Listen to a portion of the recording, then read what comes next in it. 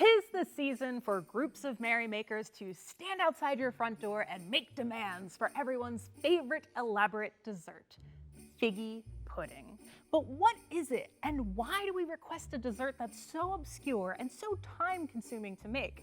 Instead of spending another holiday season pretending like we all know what figgy pudding is, let's finally figure it out. And spoiler alert, it has nothing to do with figs or pudding.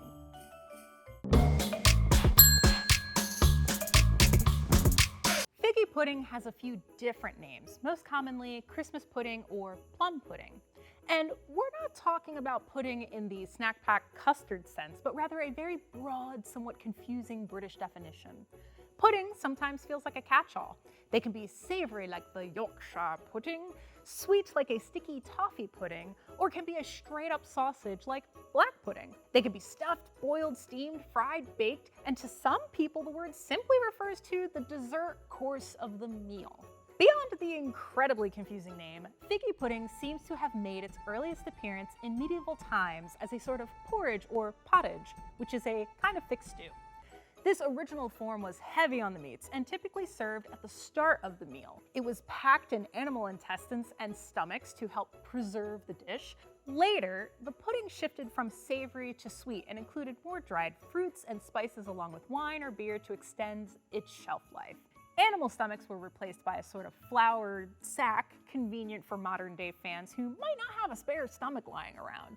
The dish also includes animal suet as a binding agent and a deliciously festive fat. Because of the alcohol content and preparation, figgy pudding gained popularity as a long-lasting treat that could survive long-distance shipping to far-flung relatives.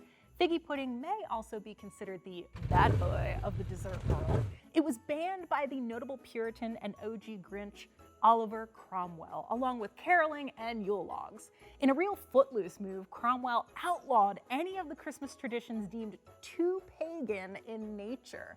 And the Massachusetts Puritans took it to the next level and banned Christmas altogether. That was literally the year without a Santa Claus. After the Puritans fell out of power in Britain, Christmas was restored again, hooray, with the proud pudding tradition. King George specially requested plum pudding at his first Christmas feast in 1714, earning him the nickname the Pudding King.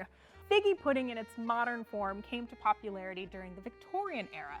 Prince Albert was a big fan, and Charles Dickens memorably wrote it into Tiny Tim's Christmas celebration. The recipe for modern figgy pudding is loaded with Christian symbolism.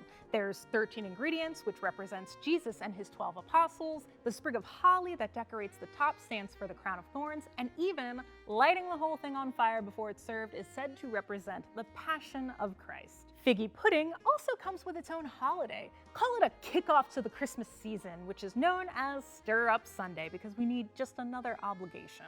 Family members gather to make the seasonal dish, each taking a turn to stir the pudding from east to west, as a nod to the Magi's travels in the Nativity story and making a wish while they stir. The figgy pudding then sits until Christmas, giving the alcohol plenty of time to draw out the flavors, aka bring out the funk. Before serving, the pudding is doused with brandy and then set on fire because there's nothing that says celebration quite like a flaming dessert. Some figgy puddings also include a silver coin or a small trinket inside, bringing luck to whoever finds it in their slice. Especially brave revelers might even engage in a game of snapdragons, which includes trying to grab a raisin out of the flaming dessert. Do not try that at home. So next time you find yourself belting out "We Wish You a Merry Christmas" on your neighbor's stoop, maybe consider a simpler dessert, one that doesn't take 5 weeks to prepare, require 13 ingredients to make, and come out as a ball of fire. Maybe we could settle for a simple Oreo or even just a thumbs up. Now bring us whatever leftover Halloween candy you still have. Does kind of have a certain ring to it. Comment below and let us know what your favorite holiday treat is, or tell us if you're getting figgy with it this season.